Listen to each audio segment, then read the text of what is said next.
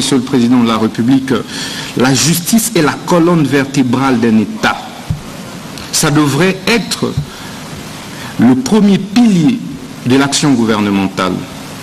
Quels que soient les efforts que l'on puisse fournir dans les secteurs de l'économie, dans le secteur des finances, quelles que soient les réformes que l'on puisse opérer, tant que la justice est malade, rien ne marchera, Excellence, Monsieur le Président de la République.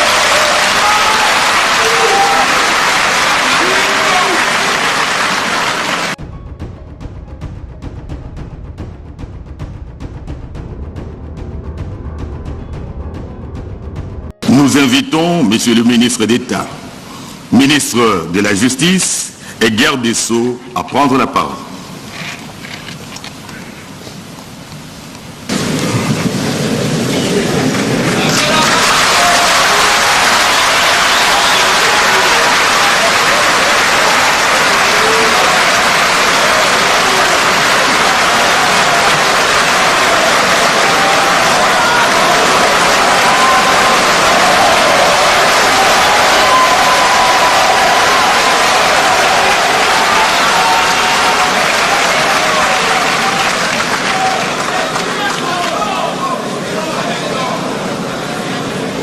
Excellences, Monsieur le Président de la République, chef de l'État et magistrat suprême, Excellences, Madame la Première ministre, honorable Président de l'Assemblée nationale, honorable Président du Sénat, Excellences, Messieurs et Dames ambassadeurs et chefs de mission diplomatique, Monsieur le Président de la Cour constitutionnelle et président du Conseil supérieur de la magistrature, honorables députés, honorables sénateurs, mesdames et messieurs les membres du gouvernement, distingués invités en vos titres et qualités respectifs. Qu'il me soit permis, Excellence Monsieur le Président de la République, magistrat suprême, de vous exprimer toute ma gratitude. Gratitude à cause de ma nomination en qualité de ministre d'État, ministre de la Justice et garde des Sceaux de la République démocratique du Congo. Vous avez risqué, alors que personne ne pouvait parier sur un jeune député issu des rangs de l'opposition politique, afin qu'il se voie confier ces lourds et grands portefeuilles régaliens, celui du ministère de la Justice. 5 mois après, Excellence, Monsieur le Président de la République, je pense que votre choix fait plus que jamais l'unanimité. L'unanimité par l'adhésion populaire que les différentes actions et initiatives du ministre, votre ministre de la Justice, requièrent dans l'opinion. Excellence, Monsieur le Président de la République, permettez-moi également de vous rendre hommage pour votre sens élevé de patriotisme. C'est une première dans notre histoire politique que d'avoir un chef de l'État, un président de la République, qui affronte de manière aussi viscérale un ennemi, M. Paul Kagame, qui a tant endeuillé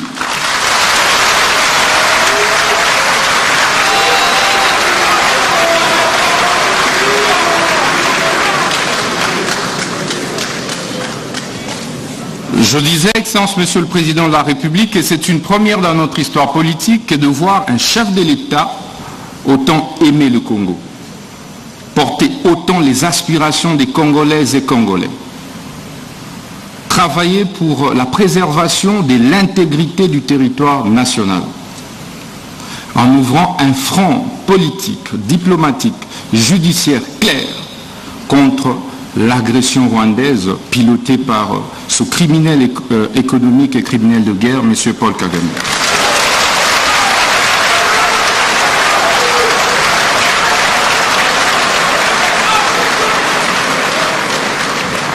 Excellence, Monsieur le Président de la République, je puis vous rassurer que vous n'êtes plus seul sur le front judiciaire. Je suis là à vos côtés et je ne ménagerai aucun effort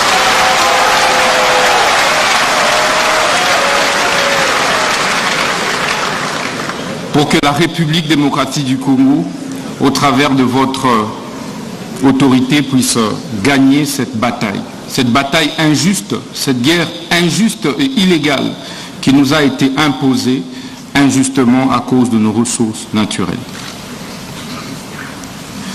Excellence, Monsieur le Président de la République, après cette phase d'hommage, permettez-moi de rappeler également votre dévouement pour l'instauration de l'état de droit, véritable état de droit, depuis votre avènement à la tête de notre pays. Et cet état de droit passe indubitablement par une justice juste et équitable. Mais Excellence, Monsieur le Président de la République, c'est quoi alors la justice?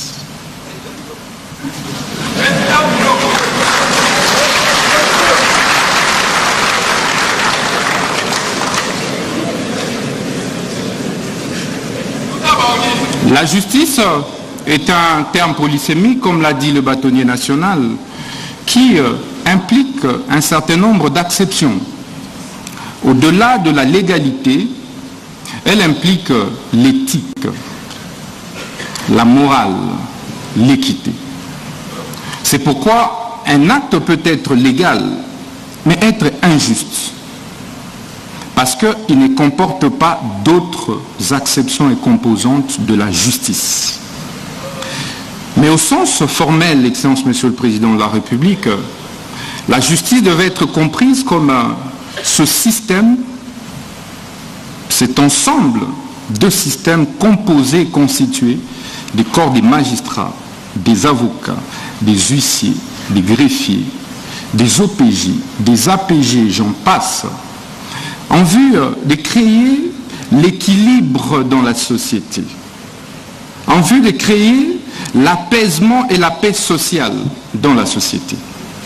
C'est pourquoi, partout au monde, y compris dans notre société, le constituant et les législateurs congolais ont créé ce qu'on appelle la séparation des fonctions pour éviter des abus de la part d'une composante. Vous avez donc le juge qui a pour fonction de dire le droit, et rien de plus. Et sa décision ne peut pas être exécutée par lui-même. Il faut donc un huissier de justice pour exécuter sa décision. C'est pourquoi un magistrat debout ne peut pas lui-même exécuter son propre mandat. Il faut donc un APJ, il faut donc un IPJ pour exécuter son propre mandat.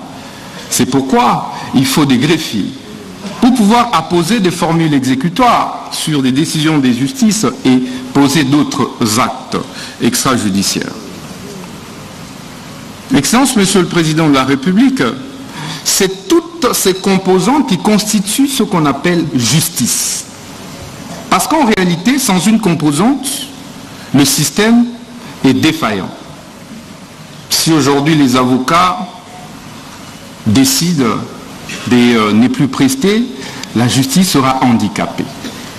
Si les greffiers font la même chose, la justice sera handicapée. Si les magistrats grèvent, ça va être la même chose. Donc la justice est un corps, c'est comme un corps humain, où chaque membrane joue un rôle essentiel.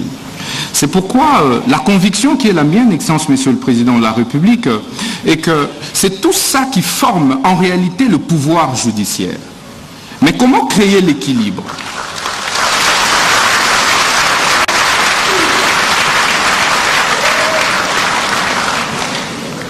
Mais comment alors créer l'équilibre et veiller qu'une composante puisse empiéter sur les fonctions d'une autre composante? C'est ça le rôle du ministre de la Justice. Il faut un arbitre. Il faut un arbitre qui régule. Il faut un arbitre qui voit comment le juge ne peut pas empiéter sur les prérogatives et fonctions des huissiers, comment les greffiers ne doivent pas empiéter sur les prérogatives des huissiers, ainsi de suite. C'est ça le rôle du ministre de la Justice, Excellence, Monsieur le Président de la République. Et donc, le ministre de la Justice ne devrait pas être perçu comme un simple membre du gouvernement de l'exécutif entre le pouvoir exécutif et les pouvoirs judiciaires. Excellence, Monsieur le Président de la République, ceci veut dire donc que le ministre et la Justice veillent à la bonne application des lois et textes réglementaires au niveau de la République. Le ministre et la Justice veillent sur les exécutions des décisions des justices. Les ministres et la Justice veillent sur la protection et préservation des droits et devoirs des citoyens. Il se rassure, Excellence, Monsieur le Président de la République.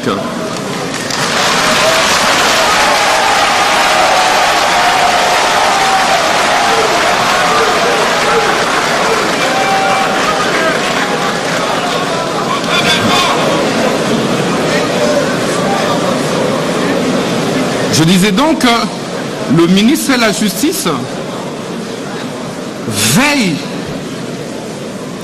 à la sauvegarde, à la préservation des droits et libertés fondamentaux des citoyens. C'est donc le protecteur des faibles. C'est donc le protecteur des démunis. De ceux qui pensent que la justice est réservée à une certaine classe, à une certaine catégorie. C'est cela aussi le rôle du ministre de la Justice. Excellence, Monsieur le Président de la République, chef de l'État et magistrat suprême, qu'en est-il de la justice en RDC? Le constat, vous l'avez plus d'une fois fait, mais nous l'avons également fait après notre nomination par votre auguste autorité. 7 Congolais sur 10 sont insatisfaits de la manière dont notre justice est distribuée et administrée.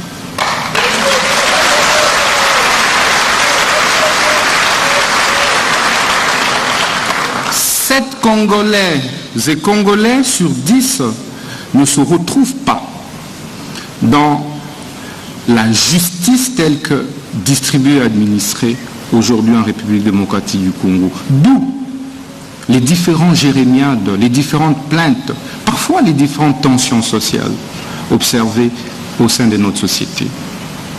Mais quels sont certains mots observés depuis que nous sommes ministres de la Justice? Vous avez, Excellence, Monsieur le Président de la République, des spoliations des biens, des publics comme des privés, des maisons des paisibles et citoyens, parfois qui sont spoliés de manière injuste et illégale. 90% des plaintes que nous recevons résultent des spoliations des maisons des particuliers. Vous avez des arrestations arbitraires. Excellence, Monsieur le Président de la République. Parfois qui ne respectent pas les normes, les délais qui sont pourtant prescrits par nos lois et par la Constitution. Vous avez la surpopulation carcérale où dans des prisons, des prisonniers sont entassés tels des sardines et parfois certains en meurent par étouffement. Vous avez, Excellence, Monsieur le Président de la République, des saisies intempestives des comptes et des avoirs, aussi bien des sociétés privées que publiques, et même des services publics. Vous avez, Excellence, Monsieur le Président de la République, également des mauvaises conditions de vie et de travail des différents acteurs de la justice. Lorsque les magistrats tombent malades, il est obligé parfois de fournir beaucoup d'efforts pour se faire soigner. Lorsqu'un magistrat meurt, ils sont obligés de se cotiser pour pouvoir enterrer l'un des leurs.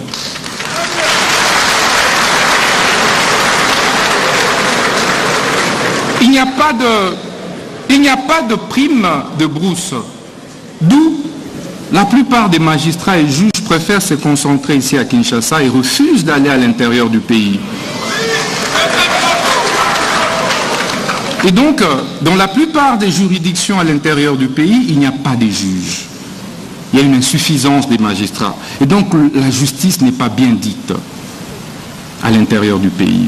Mais cela est dû aussi aux mauvaises conditions de travail, aux mauvaises conditions de vie de ces magistrats, parfois qui prennent d'énormes risques pour ceux qui acceptent, Excellence Monsieur le Président de la République. Ils n'ont pas de moyens de mobilité. C'est tout ça qui fait que notre justice soit malade. C'est tous ces mots compilés. Mais que faire pour pouvoir en guérir, Excellence Monsieur le Président de la République? Mais il faut discuter, il faut un cadre pour échanger. Il faut se regarder dans les yeux. Pourquoi? Parce que seule la justice élève une nation. Je dis, Excellence Monsieur le Président de la République, la justice est la colonne vertébrale d'un État. Ça devrait être le premier pilier de l'action gouvernementale. Quels que soient les efforts que l'on puisse fournir dans les secteurs de l'économie, dans les secteurs des finances, quelles que soient les réformes que l'on puisse opérer, tant que la justice est malade, rien ne marchera, Excellence Monsieur le Président de la République.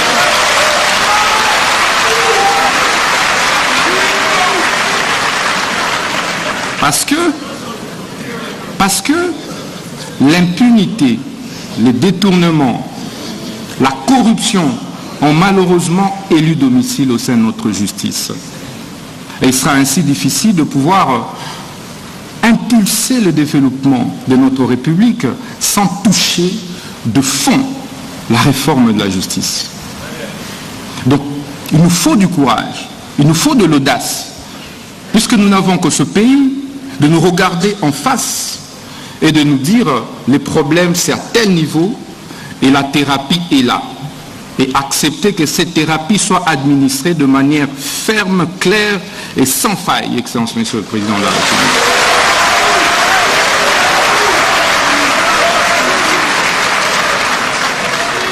D'où l'importance de problématiser ces mots, de les problématiser au travers de ces assises, les états généraux de la justice. Ces états généraux qui interviennent, Excellence, 9 ans après ceux qui ont été organisés en 2015, sont une première du genre pour votre Excellence, depuis votre avènement à la tête de ce pays.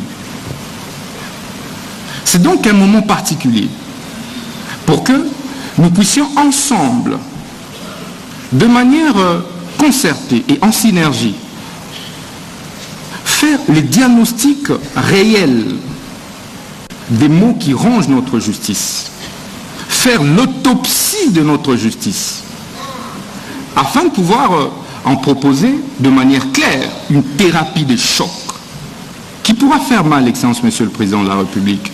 Mais comme vous le savez, lorsque un citoyen, un compatriote est malade, et que vous lui administrez plutôt du lait, il ne va pas en guérir. Il faut donc lui administrer la quinine. Il faut...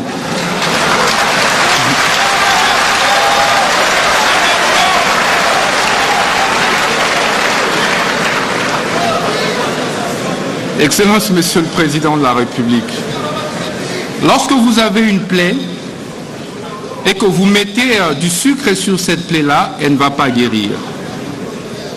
On ne met pas du sucre sur une plaie. Ça fera mal, mais il faut administrer de la thérapie des chocs. Ces assises, Excellence, vont se dérouler du 6 novembre au 13 novembre. Et elles ont été organisées et sont organisées en 3 phases. La première phase a consisté, évidemment, comme le président de la Cour constitutionnelle, le président du Conseil supérieur de la magistrature l'a dit, en l'évaluation des états généraux de 2015. Ça a déjà été fait à Zongo, dans le Congo central. La deuxième phase, qui constitue, Excellence Monsieur le Président, la particularité de ces états généraux, ce sont les consultations populaires. Contrairement aux dévanciers, ces états généraux ont requis l'implication, la participation du citoyen lambda. de la maman maraîchère, du justiciable de la rue. Les 7 femmes veuves, les 7 enfants orphelins, mais victimes d'une spoliation de sa maison parce que son père est décédé et qu'il n'a donc aucune protection et que les oncles sont arrivés et que certains avocats sont intervenus et que certains juges, certains huissiers, certains greffiers sont intervenus pour pouvoir participer à l'expropriation ou spoliation de cette maison. Voilà la victime de la justice que nous avons associée à ces consultations. Et troisième phase, sont ces assises proprement dites, qui vont se dérouler ici, dans ce majestueux cadre de centre financier, et qui vont se clôturer le 13 novembre au Palais du Peuple. Pourquoi Palais du Peuple? Parce que la justice est rendue au nom du peuple et exécutée au nom du chef de l'État, que vous êtes dans l'espace suprême. Excellence, Monsieur le Président de la République, depuis notre avènement au ministère de la Justice, nous avons mené quelques réformes courageuses. Des réformes et des actions, des initiatives parfois douloureuses. Parfois, nous nous sommes posé la question, doit-on continuer ou reculer? C'est ici les lieux de vous remercier, du fond du cœur. N'eût été votre soutien inlassable, je démissionnerai du gouvernement, Excellence, Monsieur le Président.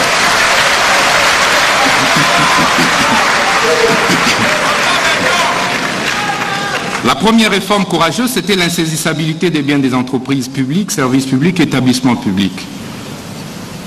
Aujourd'hui, le taux des saisies-exécutions contre nos entreprises publiques a sensiblement baissé et nous avons réussi à sauvegarder les biens et fonds des entreprises, services et établissements publics.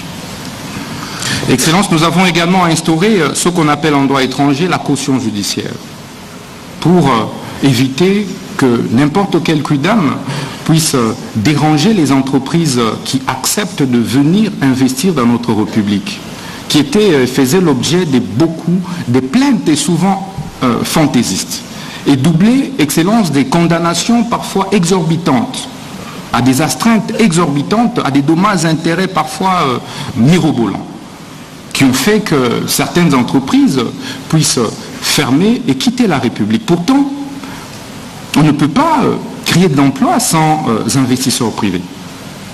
Et donc, ça a été notre devoir, sous votre impulsion et vos instructions, de pouvoir réformer sur ce plan-là. Nous avons également procédé à la bancarisation de tous les frais de justice, qui est un processus. C'est difficile parce que c'est une réforme. Mais au bout de compte, nous allons y arriver. En si peu de temps, là où nous avons réussi à bancariser, Excellence, Monsieur le Président, nous avons décuplé les recettes qui relèvent du ministère de la Justice. Nous avons également, Excellence, sous votre impulsion, amorcé des actions de désengorgement. Des désengorgements de nos maisons carcérales, de nos prisons. Ça a été difficile. Aujourd'hui, Excellence, la prison de Makala, qui constitue une épine, en fait, pour le gouvernement, votre gouvernement, ne constitue plus un problème comme avant. Parce que nous avons, grâce à votre impulsion, pris des décisions et des mesures courageuses, celles de désengorger. Aujourd'hui, il n'y a plus de morts dans la prison de Makala par étouffement, Excellence, Monsieur le Président de la République.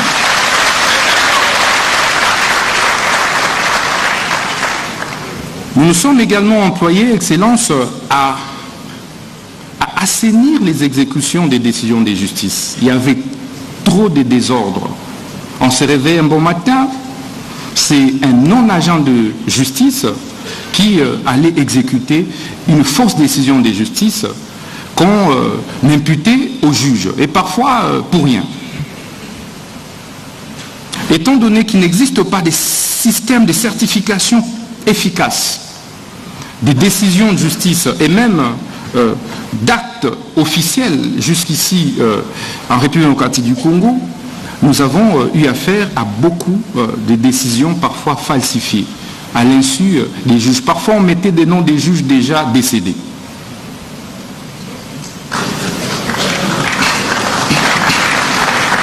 Excellence, Monsieur le Président de la République, aujourd'hui, les taux des exécutions barbares dans la ville de Kinshasa a systématiquement baissé. Que ce soit au niveau des banques, que ce soit au niveau des particuliers. On ne se réveille plus un bon matin et on a un particulier qui va ravir la parcelle d'autrui. Excellence, vous pouvez vérifier, ça n'existe plus aujourd'hui à Kinshasa. Depuis notre nomination comme ministre de la Justice et garde des Sceaux, parce que nous frappons fort lorsque nous nous rendons compte qu'il y a un réseau des mafieux qui s'emploie à pouvoir commettre des bêtises.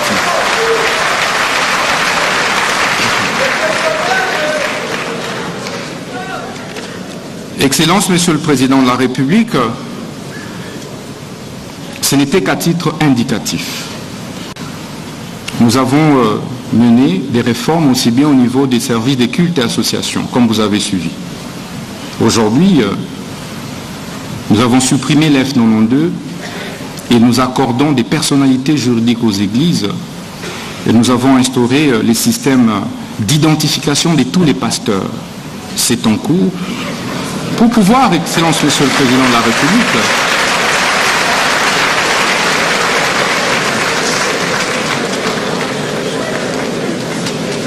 Excellence, pour mettre fin à cette floraison, parfois aussi des faux pasteurs qui pilulent et qui, malheureusement, contribuent dangereusement à l'immoralisation de la société. Nous allons donc exiger un permis de culte pour tout celui qui devra se présenter devant ses paroissiens ou ses fidèles. Excellence, Monsieur le Président de la République, vous permettrez de ne pas abuser de votre temps pour chuter. Les États généraux que nous sommes en train d'organiser, ce n'est pas un lieu de confrontation, d'affrontement entre le ministre et les magistrats et les huissiers et les avocats, les citoyens et les magistrats.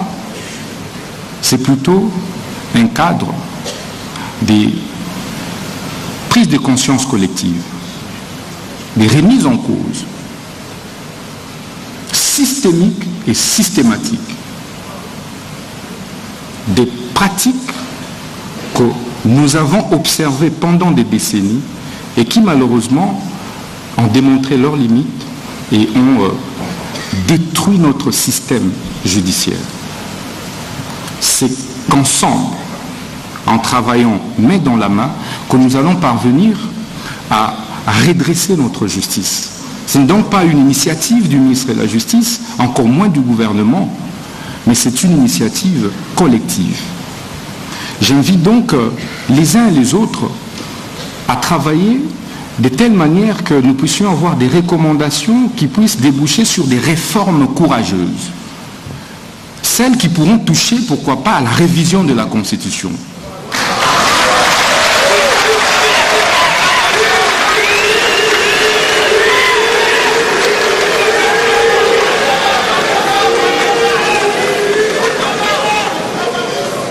Parce que, Excellence, Monsieur le Président de la République, comme disait Rouvillois, les constitutions ne sont pas des tentes dressées pour le sommeil.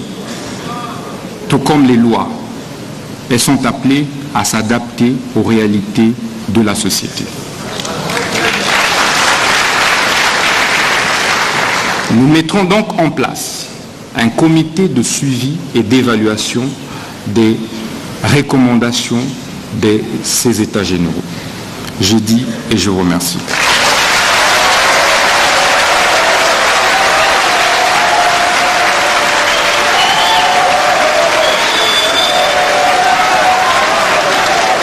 À prendre la parole.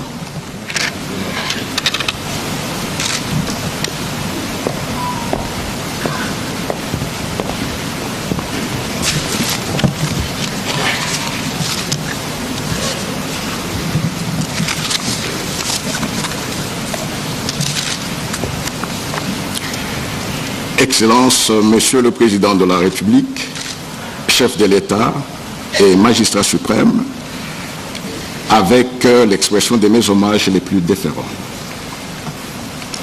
Honorable Président de l'Assemblée nationale, honorable président du Sénat, Madame la Première ministre et chef du gouvernement, Madame et Messieurs les membres du bureau du Conseil supérieur de la magistrature et honorés collègues, Madame et Messieurs les juges à la Cour constitutionnelle, chers collègues, Mesdames et Messieurs les hauts magistrats, honorables députés nationaux et sénateurs, Mesdames et Messieurs les membres du gouvernement, Mesdames et Messieurs les ambassadeurs et chefs des missions diplomatiques, Mesdames et Messieurs les présidents des institutions d'appui à la démocratie, Monsieur le bâtonnier national, Monsieur le gouverneur de la ville de Kinshasa, Monsieur le bourgmestre de la commune de la Gombe, Mesdames et Messieurs les avocats, Mesdames et Messieurs, distingués invités en vos titres et qualités respectifs. Avant de commencer mon propos, je tiens à adresser à son Excellence Monsieur le Président de la République, chef de l'État et magistrat suprême, ma très profonde gratitude, car depuis son accession au pouvoir, il a fait de la question de l'accès à la justice une matière centrale de sa vision pour l'enracinement de l'État de droit. Excellence, Monsieur le Président de la République, chef de l'État et magistrat suprême, une fois de plus, vous venez de manifester votre intérêt et votre total engagement pour la renaissance de la justice en République démocratique du Congo par la convocation des présentes assises. J'en profite aussi pour remercier le gouvernement de la République qui a matérialisé les vœux du magistrat suprême par le ministère de la Justice et de Garde des Sceaux en déclenchant les mécanismes nécessaires pour que les travaux des États généraux de la justice puissent avoir lieu en ce jour. À l'occasion de l'ouverture des présentes assises, je prends la parole en ma qualité du président du Conseil supérieur de la magistrature pour porter l'adhésion du pouvoir judiciaire dans la vision du chef, dans la vision de l'État de droit, gage de l'avenir de la justice dans notre pays. Le thème proposé pour ces assises est « Pourquoi la justice congolaise est-elle malade? Quelle thérapie pour la guérir ?» Je tiens à rappeler qu'à l'initiative du ministère de la Justice, il s'est tenu à Kinshasa, du 27 avril au 2 mai 2015, des États généraux de la justice en République démocratique du Congo. Les objectifs étaient, en son temps, de poser un diagnostic du fonctionnement de l'appareil judiciaire en République démocratique du Congo, d'évaluer les réformes déjà entreprises et de formuler des recommandations autour des dites réformes et des actions prioritaires qui devraient encore être mises en œuvre. De ces assises, 350 recommandations avaient été enregistrées, allant de l'indépendance du pouvoir judiciaire à la lutte contre l'impunité, en passant par l'accès à la justice, la sécurité des investissements et la planification, la coordination et le financement de la réforme de la justice. Les recommandations de ces assises, des assises de 2015, étaient assorties des indications précises des autorités chargées de leur suivi et surtout des précisions des timings d'exécution, c'est-à-dire selon qu'elles devaient être exécutées à court ou à moyen terme. Afin que plus rien ne soit comme avant, à l'issue des dites assises, les participants avaient souligné la nécessité d'un comité ad hoc du suivi de la mise en œuvre des solutions préconisées par leur traduction dans des lois et règlements qui répondraient à la soif de tous les Congolais pour une justice juste, indépendante, impartiale et protectrice de tous les citoyens et de tous ceux qui ont choisi la République démocratique du Congo comme leur seconde patrie. Nous voilà encore 9 ans après appelés à réfléchir sur une thérapie à administrer à la justice pour sa guérison. Il y a au moins un point sur lequel tous les participants devraient être d'accord, c'est l'importance de la justice. Elle sert à préserver la vie en société. Nous voulons tous une justice impartiale et accessible à tous, qui inspire confiance et qui assure l'équilibre dans la société. Et pour ce combat, le bureau du Conseil supérieur de la magistrature est et restera sans compromission. Je promets de me rassurer de la disponibilité des magistrats et de tous les personnels du secteur de la justice, désignés pour ces assises, pour un diagnostic sans complaisance des mots qui rongent les milieux de la justice, afin de formuler des recommandations qui cadrent avec les vraies réalités du secteur et qui tiennent compte des attentes de la population. Je voudrais, avant de terminer mon propos, souligner que les travaux de ces assises ne pourront se faire avec succès que si les participants commencent par faire une vraie évaluation des recommandations des assises de 2015 et de leur niveau de mise en œuvre. J'émets le vœu que les travaux se déroulent en toute franchise, avec toute la courtoisie nécessaire pour poser un véritable diagnostic afin de proposer des solutions concrètes, objectives et idoines, mettant sous bassement la considération de la dignité humaine. Je souhaite plein succès aux travaux des États généraux de la justice en République démocratique du Congo et je crois fermement que la grâce de Dieu les éclairera. Je vous remercie.